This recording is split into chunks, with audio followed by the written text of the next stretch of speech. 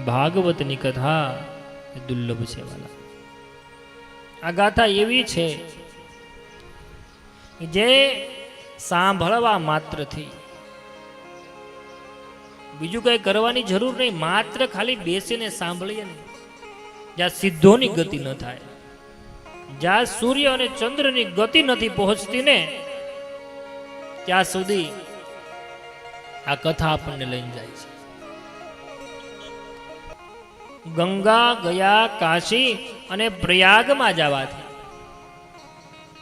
જે ફળ કદાચ ન મળે એ ફળ માત્ર ભાગવતનો આશ્રય કરવાથી મળી જાય છે.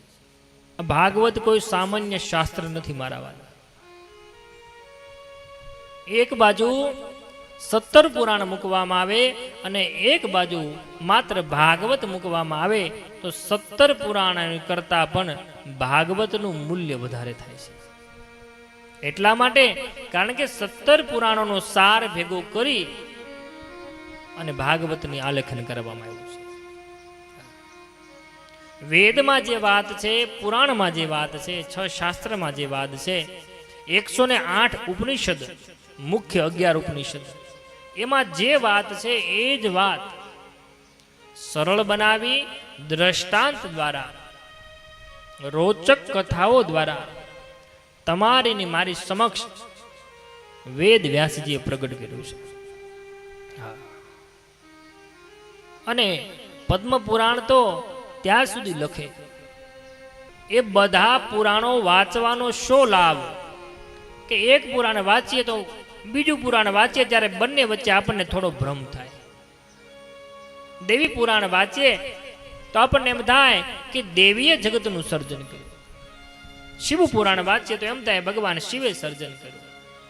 ગણેશ પુરાણ વાંચીએ, બ્રહ્મ પુરાણ, બ્રહ્માંડ, વિષ્ણુ પુરાણ તો એમ થાય કે વિષ્ણુ સૌથી પહેલા છે. તો પછી માણસની બુદ્ધિ છે ને ત્યાં કુંઠિત થઈ જાય કે સત્ય હું આમાં એમ. દેવીએ જગતની રચના કરી, શિવે કરી, વિષ્ણુએ કરી, કોણે કરી? ત્યાં ભ્રમ થાય અને એ ભ્રમ છે ને એને ભાંગનાર કોઈ હોય ને તો એ ભાગવત છે. એક ભાગવતમ શાસ્ત્રમ મુક્તિદાનેન ગર્જતી. ભાગવત એમ કહે કે તું મારી પાસે આવી, તારા બધા સંશય હું છેદી નાખીશ.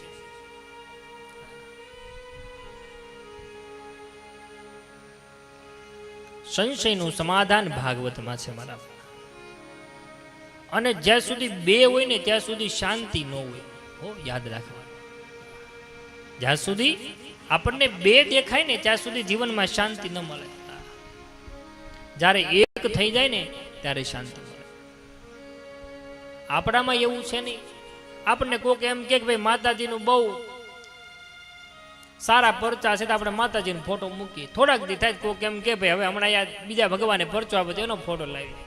કારણ કે બે છે ને, ઘડીક એમ થાય આ સારું, ઘડીક એમ થાય પેલું સારું. બે હોય ને હંમેશા ત્યાં અશાંતિ હોય. અને એક સરળ ભાષામાં કેવું તો તમે તમારા ખંભે બેહી શકો ખરા? જ્યારે એક થઈ જાય ને ત્યારે જીવનમાં શાંતિ. ભગવાનના સ્વરૂપ અલગ છે પણ તત્વથી એક છે. યાદ રાખજો મારા વાલા. એમ પણ ભગવાનનું આપણે ઘરે મંદિર હોય, પંચદેવતાનું વિધાન છે કે પંચદેવની પૂજા કરવી. પણ બહુ બધા જેને મંદિરમાં ફોટા રાખ્યા હોય ભાઈ, એને એમ થાય કે આજે હનુમાન ચાલીસા નથી થઈ, આજે આ ભગવાનની પૂજા નથી થઈ, આજે આ ભગવાનની પૂજા નથી થઈ. એમ અનેક ભગવાનમાં આપણું ચિત્ત છે ને થોડું થોડું વેચાઈ જાય. એટલે ભ્રમ ઉત્પન્ન થાય પછી આપણને કે આજ સવારમાં ભાઈ હનુમાન ચાલીસા બોલ્યા વગર હું ઘરેથી નીકળ્યો એટલે આમ થયું છે. આજ ખોડિયારમાંની માળા નથી કરી ભાઈ એટલે આમ થયું છે. નહીં, હનુમાન ચાલીસા ખોડિયાર માતાજીની તો માળા કરી, પણ વિષ્ણુ ભગવાનનો સ્તોત્ર દાદાએ કીધું તો બોલવાનું રોજે, તો એ નહીં બોલાનો એટલે એમ થયું છે. જોજો આ વાતને સમજજો, વાતનો સાર સમજવાનો છે. જ્યારે તમને એવી ભાવના થઈ જાય કે ખોડિયારમાંનું નામ લઉં, બ્રહ્માણીનું લઉં, આદ્યશક્તિ અંબેનું લઉં કે વિષ્ણુ કે કોઈ પણ ભગવાનનું નામ લઉં એ અંતે તો એક જ છે, અલગ નથી. આવી જે દિવસે આંખ ખુલી જાય તેથી તમે ગમે એની પૂજા કરો, ફળ સરખું જ મળે. સહજ ભાષામાં કેવું હોય તો એમ કહેવાય, હાથને ચલાવવા માટે ક્યાં ખાવાનું છે? પગને ચલાવવા હોય તો શું કરવાનું? તો કે મુખમાં કોળીઓ નાખવાનો. પગે હાલે, હાથી હાલે, બધું જ, બધા અંગો પુષ્ટ થાય ને કે ન થાય? એના માટે અલગ વ્યવસ્થા નથી. એમ તમે આદિ નારાયણ ભગવાન પરબ્રહ્મ પરમાત્મા જે સત્ય સ્વરૂપે છે, જેનું કોઈ નામ નથી, જેનું નામ છે ઓમ, એનું આરાધન કરો ને એટલે જેમ વૃક્ષના મૂળિયામાં પાણી પાવ અને બધી ડાળીઓમાં ફળ આવે, આખું વૃક્ષ મોટું થાય, એમ મારા વાલા એ માત્ર દ્રષ્ટિ એક થવાથી જીવનમાં પરમ શાંતિ મળે. યાદ રાખજો, ભગવાન છે ને બધાય સ્વરૂપથી અલગ, તત્વથી એક છે, અને બે રે ત્યાં સુધી કોઈ દી શાંતિ થાય. અને આપણા સનાતન હિન્દુ સંસ્કૃતિમાં ભગવાન ઘણા પણ તત્વ એક. સોનું હોય એનું આપણે વીંટી બનાવી, ગળાનો ચેન બનાવી, માળા, જે કાંઈ પણ તત્વ સોનાની કિંમત છે. એમ જ્યારે એક દેખાઈ જાય ને ત્યારે જીવનમાં પરમ સારમ કેશવમ પ્રતિગચ્છતિ. ગમે ત્યાંથી નદી નીકળે એ સમુદ્રને જઈને જ મળે. એમ તમે ગમે ભગવાનને પગે લાગો, એ અખિલ બ્રહ્માંડ અધિપતિ એકના સુધી જ જાય છે. બે જેવું જગતમાં કાંઈ છે નહીં, પણ અજ્ઞાન હોય ને ત્યાં સુધી. ઈશ્વર ખરેખર આપણી સૌથી નજીક ભગવાન હોય, પછી બીજા બધા. પણ નજીક છે એટલે તો દેખાતું નથી. જો એ વાતને સમજવા માટે એમ કહેવાય, આપણા કપાળમાં આપણે ચાંદલો કર્યો છે, આપણને દેખાય છે? તો કોઈ બીજા અરીસા રૂપી કંઈક સામું જોવે? એમ ભગવાન આપણીથી સૌથી નજીક છે, પણ આપણે જોઈ નથી શકતા, કારણ કે સદગુરુ રૂપી અરેસો હજી આપણને મળ્યો નથી. સદગુરુ રૂપી અરીસો મળે, ગ્રંથ રૂપી અરીસો મળે તો ભગવાન તો ઘટમાં જ બેઠો છે. આમાંથી એટલા લોકો બેઠા, કોઈ મને એમ કહો કે ભાઈ હું વાડીએ જતો તો રસ્તામાં મને ભગવાન ભેગા થઈ જાય, એક જ જણો હાથ ઊંચો કરો છે એટલા વરામાં, કોઈને મળ્યા?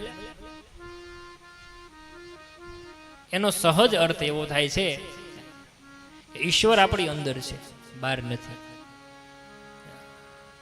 બહાર ભગવાનને આપણે ગોતા કરશું ને ત્યાં સુધી આપણે સાધારણ ભક્ત કહેવાય. ભક્તના પણ 3 પ્રકાર આવે. યોગેશ્વર ગીતા આવશે ને 11મા સ્કંદમાં, ત્યારે વિસ્તૃત વર્ણન લેશું આપણે. ઉચ્ચ કોટીનો ભક્ત કોને કહેવાય, મધ્યમ કોટીનો ભક્ત કોને કહેવાય, અને સામાન્ય ભક્ત કોને કહેવાય. પેલી અવસ્થા હોય ને એટલે ભક્તને એવું લાગે કે ભગવાન મારા છે. પછી એને એવું થાય કે ભગવાન, હું પણ ભગવાનનો છું. અને જ્યારે એને સહજ એ પ્રકાશ થાય ત્યારે ખબર પડે કે હું ભગવાન એમ બે જેવું નથી.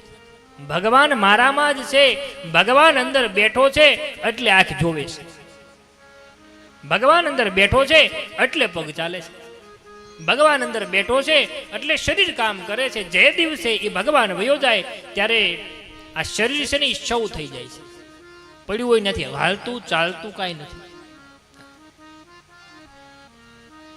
સમજવા જેવી વાત છે. ભાગવત મૂળ વાતનો પ્રકાશ કરનારું છે, પણ આપણે શું કહીએ, શરીરને જ બહુ મહત્વ આપીએ. નહીં મારા વાલા, તમને ને મને બધાને એકબીજા પ્રત્યે પ્રેમ છે ને એ આત્માને આત્માની ઓળખ હોવાથી પ્રેમ છે, શરીરનો પ્રેમ નથી. નકર આત્મા વ્યાયા પછી પણ શરીર તો રહેશે ને. તો કોઈએ કીધું કે ભાઈ બાપુજીનું શરીર હવે આખી 50 વર્ષ મારે હાચવી રાખવું છે. પ્રેમ શરીરનો નહોતો, આત્માનો હતો. એટલા માટે કીધું ને, આત્માને ઓળખ્યા વિના લખ 84 નહીં મટે. આ વાતને આપણે સરળ ભાષામાં સમજવી હોય ને તો તો એવી રીતે સમજી શકાય કે આપણે પાપ કરીએ ને તો આપણને પાપની સજા મળે. શું મળે? દુઃખ. પુણ્ય કરીએ તો શું મળે?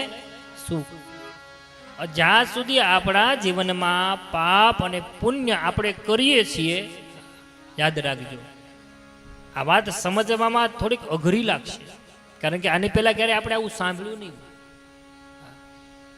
પાપ કરીએ તો આપણને દુઃખ થાય, પુણ્ય કરીએ તો સુખ મળે. પણ જ્યાં સુધી પાપ અને પુણ્ય આપણે કર્યા કરશું ત્યાં સુધી આપણે 184 ફર્યા કરશું. યાદ રાખજો.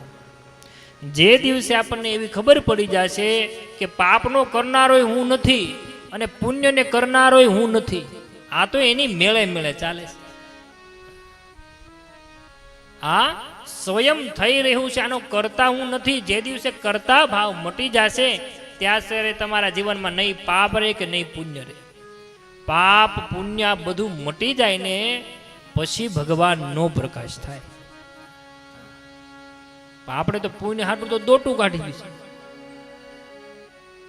મરમની વાત છે આ.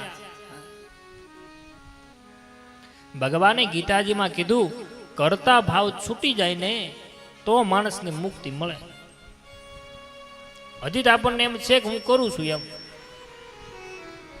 અને કરીએ ભાઈ ગમે એ કામ, તો કાં તો એ સારું હોય ને કાં તો એ ખરાબ હોય. અને સારું હોય તો સારું ફળ, ખરાબ હોય તો ખરાબ ફળ. જેથી એમ થઈ જાય કે હું કરતો કાંઈ નથી, કરનારો કોઈ જુદો છે, હું તો માત્ર દ્રષ્ટા છું, ત્યારે મુક્તિનો અનુભવ થાય મારા.